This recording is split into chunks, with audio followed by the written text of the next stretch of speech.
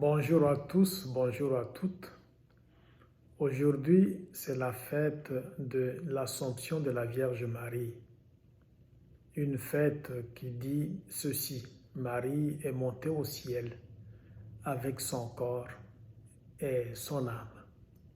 Dieu n'a pas voulu qu'elle puisse connaître la dégradation du tombeau, du fait qu'elle est porteuse, du fait qu'elle est la mère du Messie, du fait qu'elle est celle qui a donné naissance à l'auteur de la vie, Jésus-Christ. Dieu donc l'a préservée de la dégradation du tombeau. Ce matin, j'ai demandé aux paroissiens, aux paroissiennes, d'après vous, quels sont les gens qui sont montés au ciel sans avoir connu la mort? Il y en avait qui donnaient de bonnes réponses, mais d'autres avaient du mal à les trouver. La Bible parle au fond de deux personnes, le patriarche Enoch et aussi le prophète Élie. Les deux-là n'ont pas connu la mort. Ils ont été emportés au ciel avec leur corps et leur âme. Et l'Église a ajouté à ces deux-là la Vierge Marie, je viens de le mentionner tantôt. Marie a plusieurs qualités. D'après le texte qui nous sont proposés aujourd'hui, donc l'évangile de Luc, au chapitre 1er, de 39 à 56, on peut voir dans cet évangile-là que Marie a trois qualités. D'abord, l'humilité. Après ça, c'est la serviabilité, mais aussi la gratitude, la reconnaissance. Marie venait d'avoir la visite de l'ange qui lui a dit « Dieu t'a choisi parmi les jeunes filles, parmi les vierges. Il t'a choisi comme celle qui va mettre au monde le Messie. Et cet enfant-là, à qui tu vas donner naissance, n'est pas n'importe qui. Il est celui qui va sauver l'humanité de ses péchés. » Marie pouvait donc dire, mais je suis la future mère du Seigneur. Je ne veux plus me déplacer. Je veux plutôt rester chez moi. Et si quelqu'un veut me voir, il n'a qu'à demander l'audience. Il n'a qu'à présenter, si vous voulez, les lettres de créance pour pouvoir me voir et me parler. Parce que je suis la future mère du Seigneur.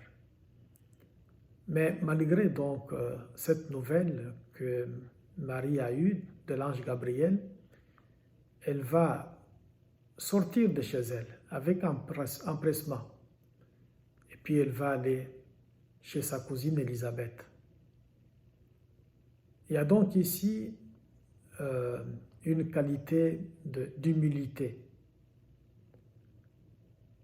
Elle, la future mère du Seigneur, elle va quitter sa maison et elle va aller chez sa cousine pour pouvoir non seulement lui rendre visite, mais en même temps aussi lui rendre service, parce qu'elle va rester là environ 3 mois.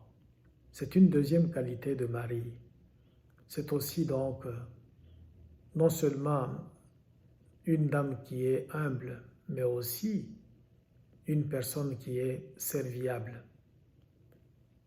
Et on sait que dans la suite du texte, Marie va chanter son cantique qu'on appelle Magnificat. Et là-dedans, elle reconnaît le fait que Dieu s'est penché sur son humble servante. Et Marie donc lui rend grâce au Seigneur pour ça. Marie fait preuve donc de ces trois qualités-là.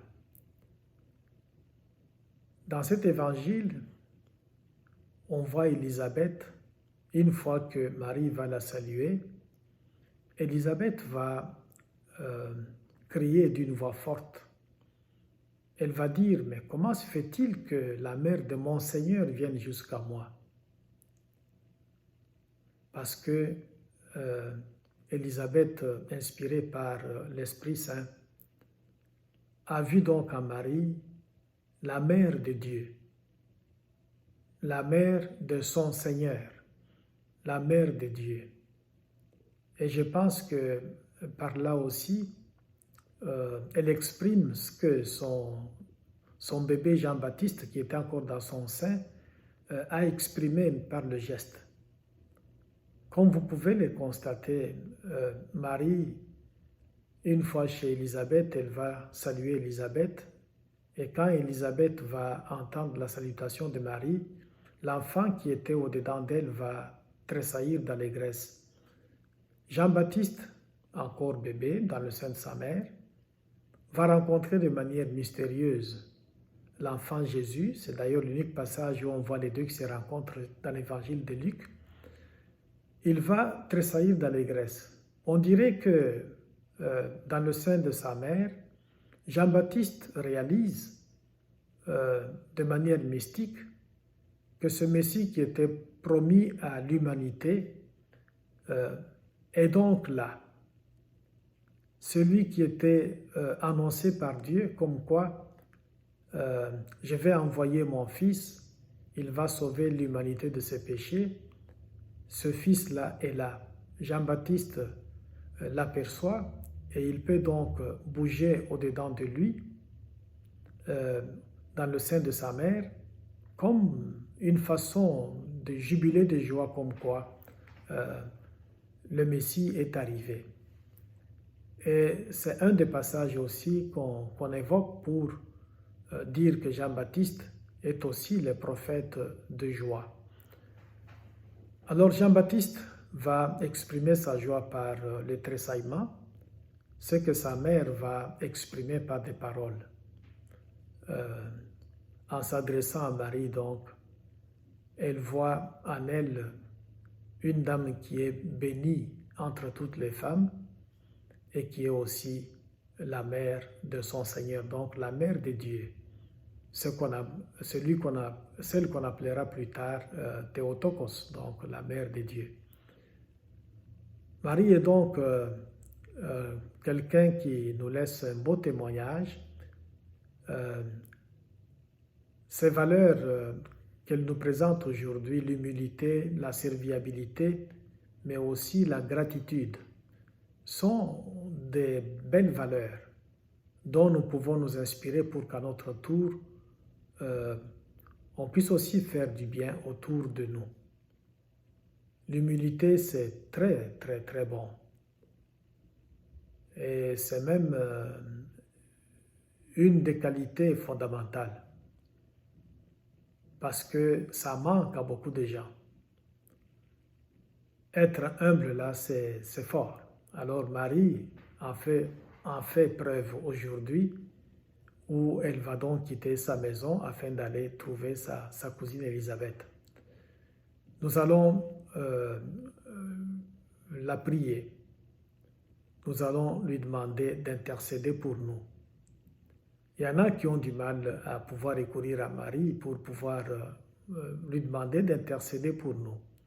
Et pourtant, au noces de Cana, Marie avait demandé à Jésus de pouvoir transformer l'eau en vin parce que les gens n'avaient plus de vin. Et même si Jésus avait répondu à Marie en disant « Femme que m'es vêtue, mon heure n'est pas encore arrivée », même si par cette réponse-là, Jésus avait fait comprendre à Marie qu'elle doit plutôt se comporter comme disciple, si vous voulez, et ce que Marie va comprendre, et puis elle va dire comme première disciple, elle va dire aux autres, allez faire ce qu'il va vous demander de faire, comme pour dire, moi-même je me mets à sa suite, je voudrais que vous fassiez la même chose. Mais même si Jésus avait répondu comme ça, « Femme que m'es vêtue, mon heure n'est pas encore arrivée », Jésus va, en bout de ligne, transformer l'eau qui était là en vin. Et les gens vont boire, les gens vont être satisfaits. Le vin, on le sait, c'est toutes sortes de choses dont nous avons besoin pour nous sentir bien dans notre vie, dans notre foi. Et Marie est celle qui, quand elle voit les gens mal à l'aise, ça va comme la chercher. Elle ne va pas rester indifférente, elle va plutôt intercéder auprès de son fils pour que celui-ci fasse quelque chose. Et quand son fils agit, c'est toujours au-delà de toutes nos attentes. On n'a qu'à voir au noces de Cana ce qui s'était produit.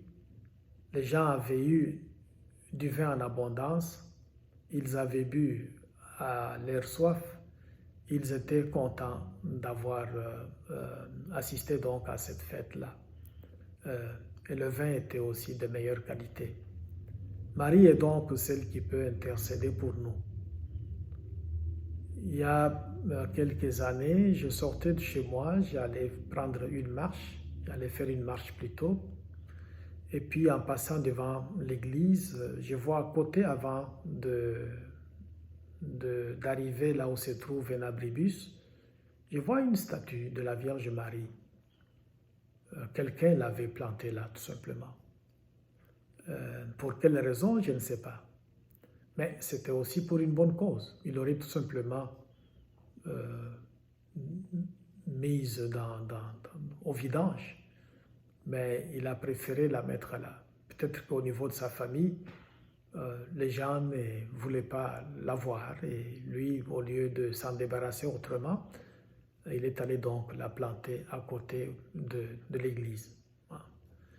C'est une bonne chose. Ce n'est pas une invitation pour que maintenant les gens apportent toutes sortes de statues à mettre autour de l'église, mais ce qu'il a fait, c'est bien. Et les gens vont de temps en temps s'arrêter devant cette statue-là pour, au fond, songer à Marie.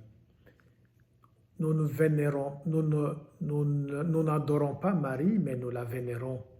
Marie n'est pas une déesse. Marie est plutôt la mère de Dieu. Et nous la vénérons. Et nous sommes convaincus qu'elle peut intercéder pour nous, comme je viens de le mentionner, à travers ce qui s'était passé aux noces de Cana. On n'a donc pas à se gêner si on doit donc recourir à elle comme celle qui peut intervenir. Elle ne remplace pas Jésus comme l'unique médiateur entre Dieu et les humains, mais elle est là comme une personne aussi qui peut intercéder pour nous. Alors nous allons la prier aujourd'hui où, à travers les textes bibliques, nous avons trois qualités qui se dégagent de sa personne. On va lui demander qu'elle nous vienne en aide pour qu'à notre tour, nous puissions aussi faire du bien autour de nous. Que Dieu donc nous vienne en aide. Amen.